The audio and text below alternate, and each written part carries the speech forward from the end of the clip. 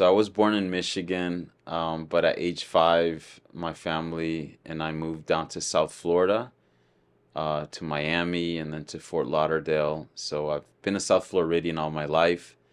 I have the blessing of coming from a very Catholic family. So, since I was a kid, since I was a baby, my parents brought me and my brothers to Mass every Sunday.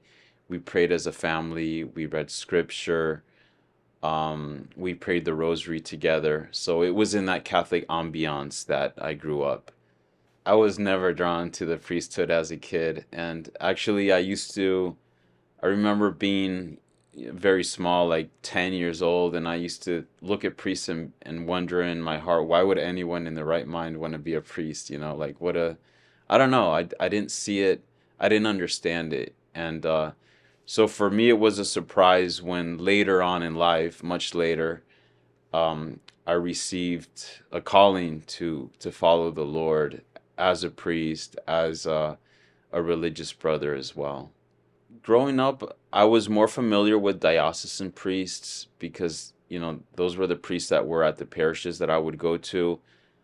There were some Carmelite priests, but I didn't really see any Franciscan priests and definitely not any Capuchins, you know. So I wasn't too familiar with all the different branches of the Franciscans.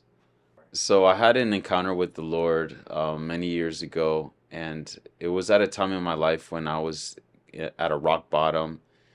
The Lord brought this book into my life called The Imitation of Christ, and by Thomas Kempis. And just flipping through this book, which is a Christian classic, the Lord spoke to my heart and basically showed me that I wasn't living my life in the right way. Even though I was Catholic, cradle Catholic, even though I went to Mass on Sundays and, went to confession every now and then, I didn't really have a relationship with the Lord.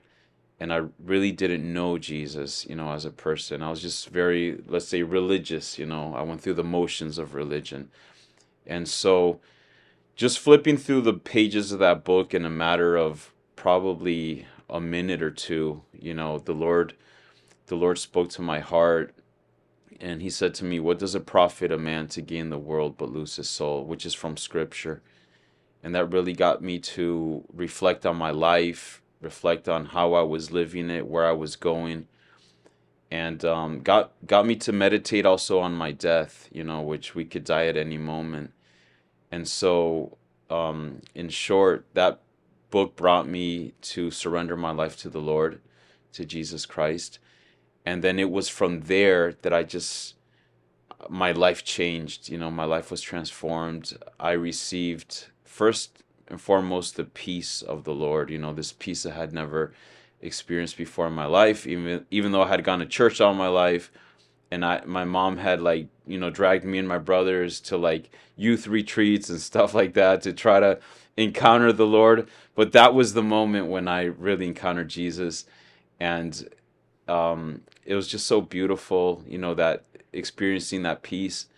I experienced a lot of healing as well. The Lord healed me from depression that I had suffered from childhood, really. And he also healed me from a digestive and bladder issue that I had. So that was when I saw firsthand, like, the power of God. And I was just, like, taken aback. And within, I want to say, about 2 weeks of that encounter with the Lord is when I just had um, this knowledge within me, this interior knowledge that the Lord was calling me to something greater, to which later I discerned, priesthood and then religious life. So within a year of that experience, I applied to the seminary, and I entered the seminary in Miami. So I was a seminarian there for about 5.5 years. And all the while I was going through seminary, there was something unsettling within me because even though I was drawn toward the priesthood, I was also drawn to religious life, specifically to Franciscan life, to follow the Lord in a fraternity, in a Franciscan spirituality, and with a deeper life of prayer.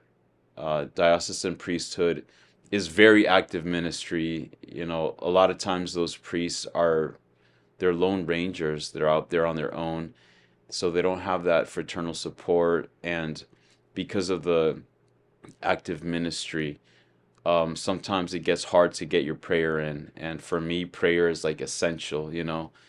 Ever since that encounter with the Lord, like I've known deep down inside the importance of a prayer life, of that intimacy with Jesus. And so, after 5.5 years, I left the seminary, and by God's grace, I did get my degrees in theology and philosophy. And I kept on searching. In the meantime, the Lord called me to minister to the youth, through Catholic music that I was making, and through sharing my testimony. So I did that for a few years as a Catholic rapper. And eventually, one day going to daily mass, I saw a Capuchin Franciscan friar there celebrating mass, and I was like, "Whoa, where did they come from?" I didn't know they were here. And so it was Father Robert Williams, and I met him, and that began, that got the ball rolling. Eventually, he led me to the vocations director, and I started discerning with the community there in Miami, visiting them, praying vespers, and having dinner with them, and just getting to know the community. And so that lasted about a year. That process of like visiting their friary in Miami, and also I did 2 come and see weekends in Delaware, with the Stigmata province. And so, I just felt like God was opening a door for me, and leading me to a way of life where I could serve Him, with my gifts and talents, and also encounter the Lord in a deeper way through that prayer life, through fraternity and stuff. So that's pretty much how I was led to the Capuchins. I think that definitely the fraternal life is one of the essential components, that draws me and draws many men to this type of life. To be able to live in community with like-minded individuals who seek holiness, they seek the Lord, and provide that moral support. I think that's so essential, so important. For me, also the prayer life, the possibility, the environment of being able to enter into a deeper intimacy with the Lord in prayer, that also draws me a lot. So I want to say it's both fraternal life and the prayer life that draw me to Capuchin life. I honestly, I want to serve the Lord in whatever capacity He would like me to serve Him in. At this moment, I do feel that He's calling me to the priesthood. What specifically, what type of work within the priesthood and religious life He would like me to do, I'll leave that up to Him. I just want to follow His will. I think another thing that drew me to the Capuchins is their work with the poor, their work with, what a lot of people deem the lowest of society, the marginalized, the homeless. That has been something that has really tugged at my heart. And so to see the Franciscans, and especially the Capuchins, working with the poor, that has really drawn me. Also, I want to say just the Franciscan spirituality, being able to follow the Lord in the footsteps of Saint Francis, in the model of Saint Francis, and specifically in the Capuchin Franciscan model, that also draws me a lot. One of the blessings of religious life and one of the struggles of religious life is fraternity, because it brings joys, it brings a lot of laughter, it brings, good times, and it brings healthy challenges. Sometimes, think about it, you're living in a house or a monastery or friary with different personalities. You're not always going to agree on every issue or whatever, but at the end of the day, the Lord calls us to love one another. He mandates us to love one another. And so I think that as long as you're walking in that path of charity and mercy and forgiveness, you can get along. But that's definitely been one of the blessings and challenges. I want to say the first thing for anyone that is discerning this way of life is to have a prayer life, to seek the Lord above all things, to seek His will. And that would include, going to daily mass, praying the rosary daily, going to adoration as much as you can, daily if you can, to try to see what the Lord speaks to your heart. The other thing that I would say that is very important is to get a spiritual director, a priest, preferably, who can guide you, a holy priest who can guide you, who can give you advice and journey with you as you discern this calling. And then the final thing I would say, with the help of that spiritual director, would be to contact the vocations director of whatever community you feel God is calling you to, and begin that process, because that vocation director, hopefully he will also guide you.